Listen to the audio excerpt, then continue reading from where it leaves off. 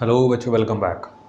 आज की क्लास में हम कवर करेंगे इलेक्ट्रिक डाइपोल की वजह से इलेक्ट्रिक पोटेंशियल कैसे कैलकुलेट किया जाता है।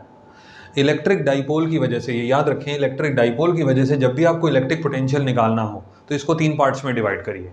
Number 1 axial position, number 2 equatorial position और नंबर 3 कोई भी जनरल केस, या यूं कह सकते हैं कोई भी जनरल पोजीशन। जनरल पोजीशन का यूज करके बाद में हमको ये वेरीफाई भी करना होगा कि एक्सियल का फॉर्मूला मैच करता है या नहीं, इक्वेटोरियल का फॉर्मूला मैच करता है कि नहीं। तो ये सारा का सारा प्रोसेस ध्यान रखिएगा, तीन पार्ट्स में डिवाइडेड होगा। अब सबसे पहले हम एक्सियल पोजीशन कवर करने वाले हैं, यानी कि हम एक डाइपोल कंसिडर करेंगे और एक एम पॉइंट हमने एक्सियल पोजीशन पे कंसिडर किया है। इस एम पॉइंट पर इस पूरे डाइपोल की वजह से इलेक्ट्रिक पोटेंशियल कितना आने वाला है ये हमको कैलकुलेट करना है। अब ध्यान दीजिए, एक डाइपोल में दो चार्जेस होते हैं, दो अनलाइक चार्जेस होते हैं, बट दोनों की मैग्नीट्यूड सेम होनी चाहिए। तो एक नेगेटिव चार्ज हो गया, एक पॉजिटिव चार्ज। एक चार्ज पोजीशन ए पे रखा है, दूसरा चार्ज पोजीशन बी पे रखा है। अब एक चीज आप जरूर याद रखिए कि जब भी आप डाइपोल कंसिडर करें तो इसमें नेगेटिव चार्ज पहले लेने की कोशिश करें, पॉजिटिव चार्ज बाद में लेने की कोशिश करें। बहुत विशेष बेनिफिट नहीं होता है, लेकिन एक छोटी सी चीज का ध्यान रखना चाहिए। ऐसा होता है कि एक वेक्टर क्वांटिटी होती है जिसको बोलते हैं डाइपोल मोमेंट। अब डाइपोल मोमेंट की डायरेक्शन होती है नेगेटिव टू पॉजिटिव। तो अगर आप नेगेटिव चार्ज पहले रखते हैं, पॉजिटिव चार्ज बाद में रखते हैं, तो डाइपोल मोमेंट का डायरेक्शन नेगेटिव टू पॉजिटिव सीधे ऐसे ही हो जाता है।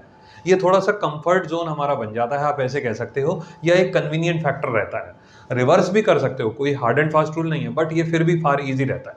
नंबर 1।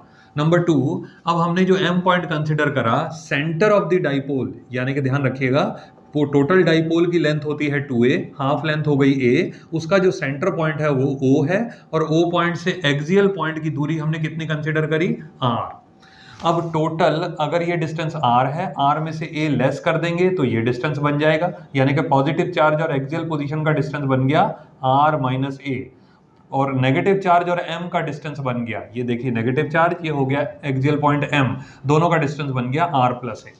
ठीक है, ये याद रखिए ना। पोटेंशियल क्योंकि बहुत एक आसान टॉपिक है, टोटल पोटेंशियल कैलकुलेट करना भी बहुत आसान होता है। किसी भी न्यूमेरिकल में आपको कोई कई सारे चार्जेस गिवन हो, टोटल पोटेंशियल निकालना हो या टोटल वोल्टेज निकालनी हो, डायरेक्ट आप ऐसे कर दीजिए। हालांकि प्रॉपर तरीके से इसको हमको बोलना चाहिए इलेक्ट्रोस्टैटिक पोटेंशियल। रफ ऑर्डर में कई बार हम वोल्टेज या सिर्फ इलेक्ट्रिक पोटेंशियल बोल जाते हैं, लेकिन याद रखिए कभी भी आपका वाइवा एग्जाम हो या वैसे थॉरो नॉलेज के लिए आप इसको बोलें इलेक्ट्रोस्टैटिक पोटेंशियल। नाउ अब टोटल पोटेंशियल हमको निकालना है V1 प्लस V2। कैसे? आप दो चार्जेस कंसिडर कर रहे हैं, एक नेगेटिव चार्ज और एक पॉजिटिव चार्ज। नेगेटिव चार्ज की पोजीशन है A, पॉजिटिव चार्ज की पोजीशन है B, तो आप इसको VA और VB ऐसा भी लिख सकते हैं। ठीक है, तो सिंपल कैलकुलेशन स्टार्ट करते हैं। KQ अपॉन R, ये जनरल फॉर्मूला होता है पोटेंशियल का, लेकिन A पॉइंट में हमारा कितना चार्ज रखा है, माइनस Q, तो मैं इस Q को हटा के लिख दूंगा माइनस Q डिवाइडेड बाय, अब R का मतलब डिस्टेंस, नेगेटिव चार्ज से M का डिस्टेंस कितना दे रखा है हमको, R प्लस A, तो यहां मुझे लिखना चाहिए R प्लस A। फिर दूसरा चार्ज जो है वो B पे रखा है, B पॉइंट पे पॉजिटिव चार्ज है, उसकी दूरी है R माइनस A, तो मुझे फॉर्मूला लिखना चाहिए K into Q divided by R minus A।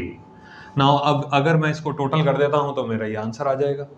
अगर आपको ये चीज़ समझ में आती है तो वीडियो को पॉज करिए, वीडियो को पॉज करके तुरंत इसको शुरू करिए और फिर बाद में मेरे साथ आंसर मैच करिए। ठीक है ना, बहुत सिंपल कंसेप्ट है ना। अभी क्या करूंगा मैं ऐसे करता हूं इसको KQ, क्योंकि ये पॉजिटिव चार्ज है तो इसको इस टर्म को पहले लिख लेते हैं।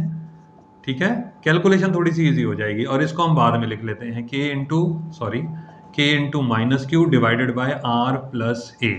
ठीक है, नाउ टोटल वोल्टेज K और Q कॉमन ले लेते हैं, यहाँ हो जाएगा 1 अपॉन R माइनस A, और यहाँ हो जाएगा प्लस और माइनस, ध्यान दीजिएगा माइनस और प्लस हो जाएगा माइनस, ये हो जाएगा 1 अपॉन R प्लस A।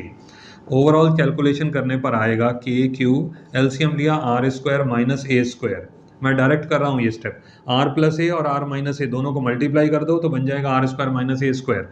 ये R प्लस A वाला टर्म इस साइड आ जाएगा, R माइनस A वाला टर्म इस साइड आ जाएगा, तो R plus A minus R minus A। याद रखिए जब बीच में माइनस का साइन हो तो ब्रैकेट जरूर यूज करें, इससे आपको इजी रहेगा, कैलकुलेशन मिस्टेक नहीं होगा।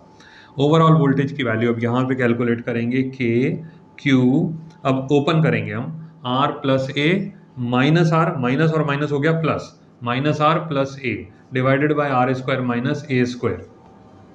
Minus R plus R cancel हो जाएगा, तो V is equal to K Q A plus A हो जाएगा 2a divided by R square minus A square. अब q इंटू 2a क्या होता है? Dipole moment. ये याद रखिए, q into 2a is equal to dipole moment denoted by p। अब v is equal to k into P divided by R square minus A square, और k का formula होता है, या k की वैल्यू जो भी आप लगाना चाहें, 1/4πε0 p upon R square minus A square. Now ये हो गया total potential due to electric dipole at axial point. इस एक्सियल पॉइंट पे अगर हम टोटल पोटेंशियल की वैल्यू कैलकुलेट कर रहे हैं इस डाइपोल की वजह से, तो वो आंसर ये आने वाला है। ये फाइनल आंसर हमारा हो गया। अब इसको हम केसेस में डिवाइड कर लें वो आगे की बात है, लेकिन ये फिलहाल हमारा आंसर हो गया यहाँ तक। जनरलाइज न्यूमेरिकल में आप बहुत आसानी से इस फॉर्मूला को यूज कर सकते हैं। लेकिन अब ये मान के चलते हैं थोड़ी देर के लिए कि ये एम पॉइंट ना बहुत ज्यादा दूर है। ये डाइपोल तो छोटा सा सेक्शन है, ये है सेक्शन हमारा डाइपोल का। अब ये जो एम पॉइंट है ये इससे बहुत ज्यादा दूर है, इसका मतलब आर की वैल्यू बहुत बड़ी है ए से, और जब आर की वैल्यू ए से बहुत ज्यादा बड़ी हो तो आप ए को इग्नोर कर सकते हैं। अब यहां पर आप ए को कंसिडर करेंगे अप्रोक्सीमेटली इक्वल टू 0, तो ये टोटल पोटेंशियल बन गया 1/4πε0 p upon R square. Now this is the formula for electric potential due to a dipole at axial point if this axial point is far away from this dipole।